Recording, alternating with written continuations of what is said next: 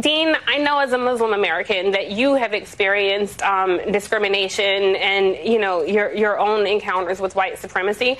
When I hear this crazy, asinine, idiotic, half-witted, slow-witted fool of a woman, Marjorie Taylor Greene, make this comparison, she's insignificant. What really pisses me off is that there are people across this country who believe what she's saying. This stems from a long line of just white supremacy and institutional racism in this country. I'm just curious your thoughts on this situation as we just try to survive this 400-year nightmare of being under attack of violent white rule. First of all, Tiffany, your emotion is moving to me and everyone watching.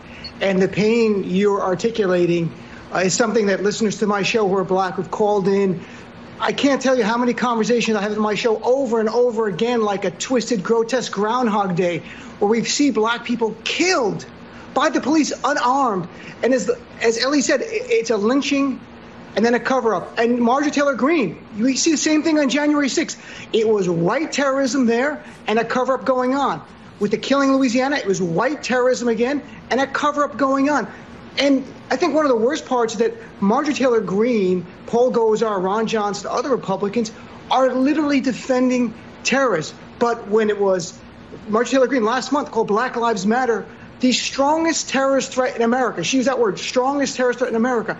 In 2018, when Rashida Tlaib and Ilhan Omar were elected to Congress, she called it an Islamic invasion. But when you literally had a white invasion of our capital by white terrorists, she defends them as peaceful protesters and patriots. This is insane. Paul Gosar, Republican, demonized Muslims during the time of Obama, left and right, now defends these terrorists. You know, George Bush said 20 years ago, you're either with us or you're with the terrorists. Flash forward 20 years later, the GOP today, you're either defending the terrorists or you're out of the GOP. That's where they are. This is the party we're dealing with. They're not a political party. They're a white nationalist movement. They're a fascist threat to our nation. That's not hyperbolic. That's academic. And Tiffany, last thing I would say is that around January 6th, I wish we would stop using the term insurrection. You call it what it was, terrorism.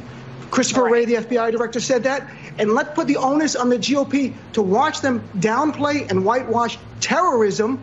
And if they do that, in my view, they are with the terrorists. It's that clear. It has to be black and white. No moral ambiguity. Like after 9/11, we need the same after 1/6.